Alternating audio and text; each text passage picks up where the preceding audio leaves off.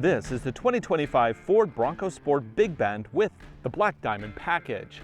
Is this the best choice for affordable off-road fun? Well, we're going to check out all the features, take it for a drive, and then put it to the test. Right now on Driving Sports TV. This episode of Driving Sports TV is brought to you by Onyx Off-Road. Click the link below to save 20% off your new membership using the code DSTV. For 2025, Ford has updated both the exterior and interior of the Bronco Sport, giving it a more rugged and modern look. The model we have here is the entry-level Big Bend. It features a 1.5-liter EcoBoost 3-cylinder engine that produces a peak 180 horsepower and 200 foot-pounds of torque. It is mated to an 8-speed automatic transmission, and all-wheel drive is standard. The powertrain is enhanced with Ford's GOAT modes. That stands for Goes Over Any Terrain. We'll talk about those a little bit later. Economy is rated at 25 miles to the gallon in the city and 30 on the highway. That brush bar on the front isn't standard. It does come with the optional Black Diamond off-road package. That upgrades this Big Bend with Continental 225/65R17 all-terrain tires wrapped around alloy wheels, steel plates both on the front and rear bumpers, underbody protection, recovery hooks, fender tie-downs, a Class 2 tow hitch with sway control, a 400-watt AC power socket, aux switches, and a cargo management system. That is a lot for a single $2,750 package. Upper trims can also get the much more robust Sasquatch package, which adds even more kit. But for the entry-level Big Bend, the Black Diamond is the off-road package you can option. Prices you see it here, $36,165 US, including destination. In the back, we can open both the glass or the gate. They are not powered, but it's not a problem for such a small door. Here we have 65.2 cubic feet of cargo capacity with all the seats flat. Can you sleep in it? The floor is sturdy and relatively flat. It does work in a pinch, but no stretching out because, of course, this is a compact crossover. Back here, you also get a 400-watt AC power socket, and under the floor, a 215/60R17 spare tire. Of course, you also get hooks and lighting. This came with the optional organization system, which has a removable shelf that doubles as a tailgate table. The second row isn't bad for an adult. I have room for both my head and my legs. I am 6'1", legs torso proportionate. There is also AC power, USB-C sockets, vents, and a fold-down armrest. Up front is a modern and spacious interior. Most of the physical controls have been moved from the center stack onto the screen. Thankfully, the system is very responsive, and the aircon options are omnipresent along the bottom. It does make for a clean design. The screen is a large 13.2-inch unit running Ford's Sync 4 system. This is a bare-bones setup that is basically used for settings, music, and for the backup camera. And thankfully, it does have a nice display that really shines when you connect Android Auto or Apple CarPlay wirelessly for maps, music, and more. The seats here are fabric. As part of the convenience package, they do have power adjustments and heat. That also added fog lights and a wrapped steering wheel. These are a must-have in my mind. Now it's time to take this onto the street, and then we're going to bring it back here to our Peninsula Proving Grounds to put its off-road skills to the test. Is the Black Diamond a legit off-road package, or is it just for looks?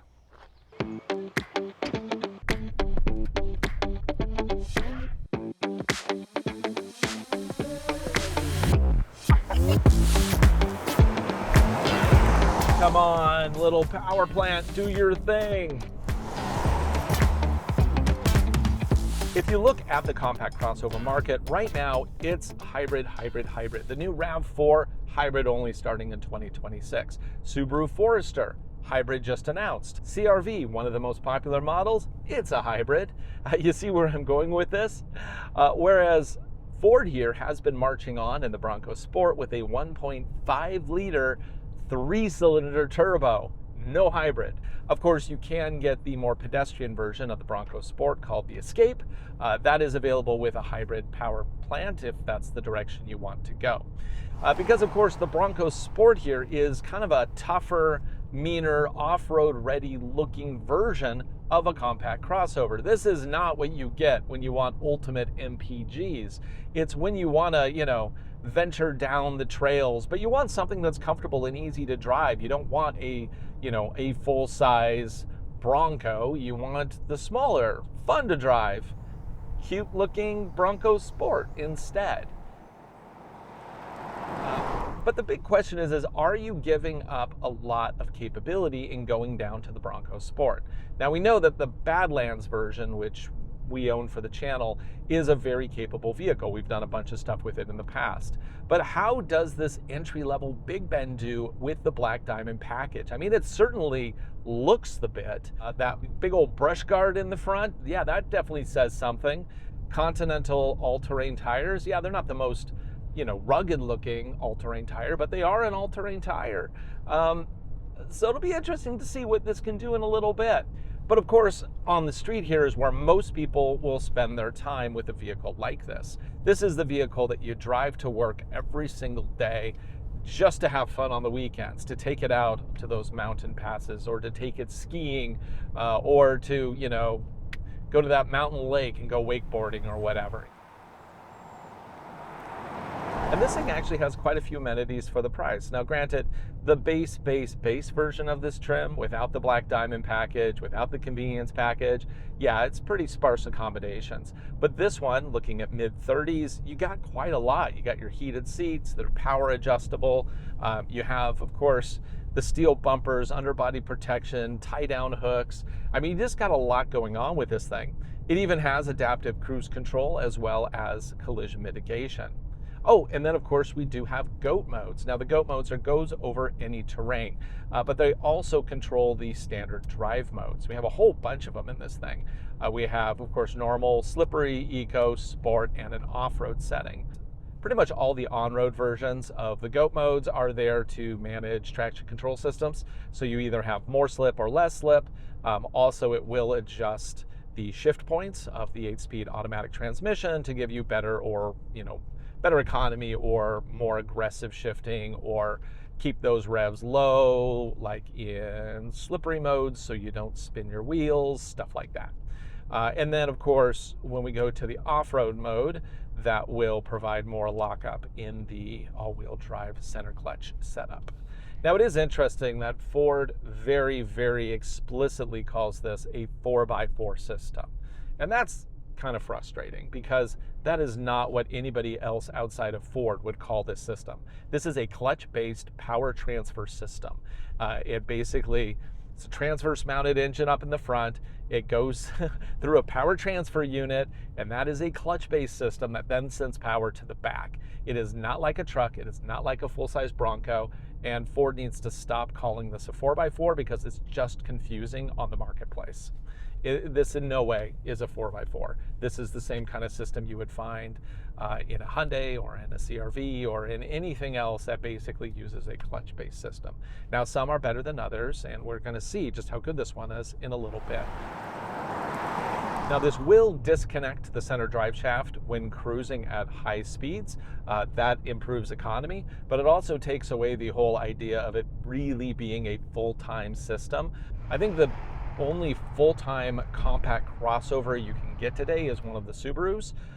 Everything else kind of disconnects parts of the system to improve economy. Subaru doesn't do that, and that's one reason why I do like the Subaru system compared to others in the compact SUV class. Obviously, if we're talking higher end stuff, big old SUVs like the Land Cruiser and stuff, those do have torsion center diffs. That is a proper full-time system as well. Of course, they have horrible economy. That is not why you drive those things.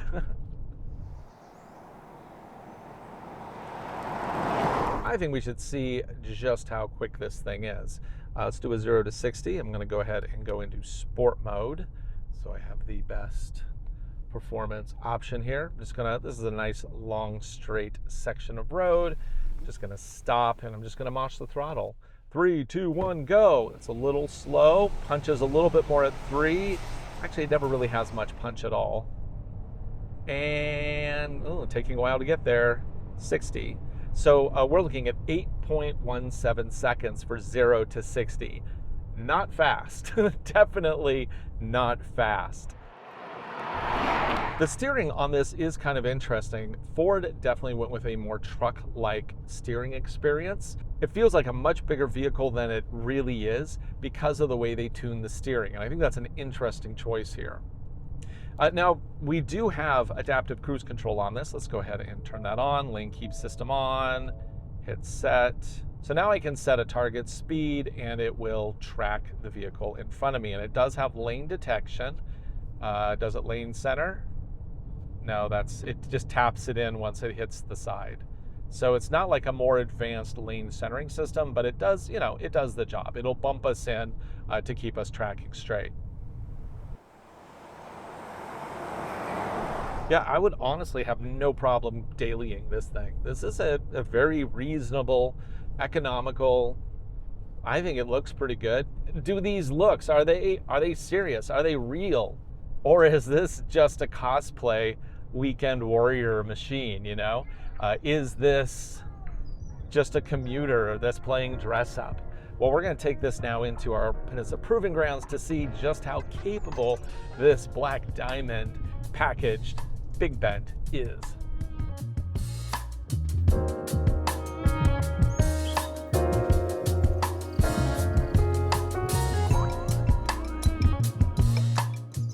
The little drive in here is a gravel road, which is kind of a nice way to test some of the capabilities of the car.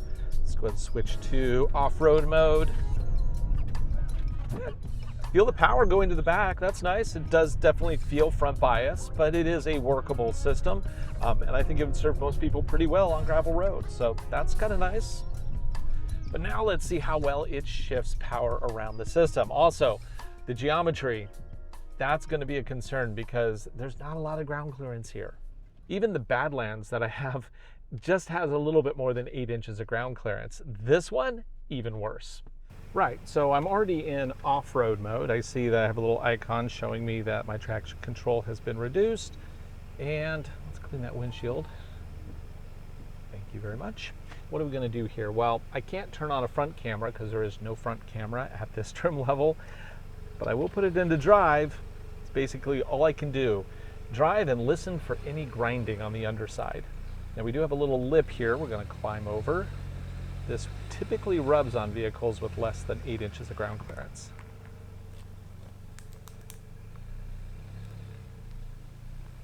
Oh yeah, I'm hearing a little rubbing under there. Yeah, we're gonna go real slow through this whole course just to make sure we don't damage anything. Okay, well, we got in at least. This is, of course, our easiest course, but it will stress the ability of this vehicle not only to shift power from front to back, but also side to side. Because with open differentials, it's basically going to spin tires whenever it runs out of traction, unless it has a good brake vectoring system, which will then apply brakes to the spinning wheel and shift power back into the system to the one with grip. So here we're spinning. I'm just going to keep throttle in and sort it out. Does a pretty good job, actually. That is workable. Come on, you got this. Oh boy. Oh, we're already lifting too in the front. That's interesting, but like the articulation on this thing, not great. So we already have a wheel spinning there. Keep the throttle in. Dip in close to the tree here. Deep in the ditch as possible. I think we're probably lifting up that rear wheel a little bit.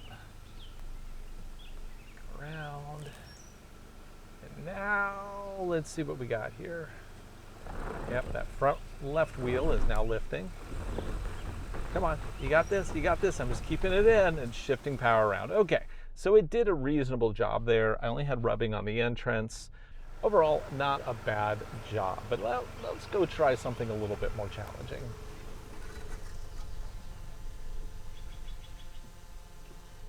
Okay, so this is our hill descent control hill test, but this vehicle doesn't actually have hill descent control, which is kind of funny for an off-road capable vehicle. Typically, they have that feature. So I'm just going to drive down it and we'll see dimensions, I guess. We'll see if it scrapes.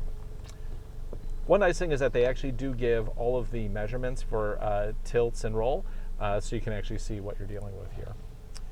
So yeah, oh boy, that's steep. We're at 16, 17, 18, 19, okay, 20. It's a 20-degree tilt. Are we gonna rub on the way out? No. Ooh, just a little bit. Okay, I spoke too soon, just a little bit. We're going to continue on in the gully here, rubbing on all those plants. Now getting out of this is tricky because it's a gravelly slope and we're going to be going out sideways. This really tests that ability to shift power side to side. So let's look if this can do it. So I'm just going to keep power even and smooth. We're definitely lifting some wheel. Come on, is it going to shift that power around? Oh, it struggles. Oh, but we got up it. Not bad, actually. Pretty good. So overall, this vehicle is actually pretty good off-road so long as you stay within the geometry capabilities of the vehicle. Like the approach isn't great, the breakover is not great, but it can shift power when it needs it. It doesn't have a fancy dual clutch rear end, but when it needs to, it will shift power to the back and it will shift it side to side. Now, do you need more advanced capability? Well, that's up to you. You know, are you going to be traversing down really complicated trails? If you are, then maybe you want to consider something else, because this definitely got through everything today, but it did struggle in doing so.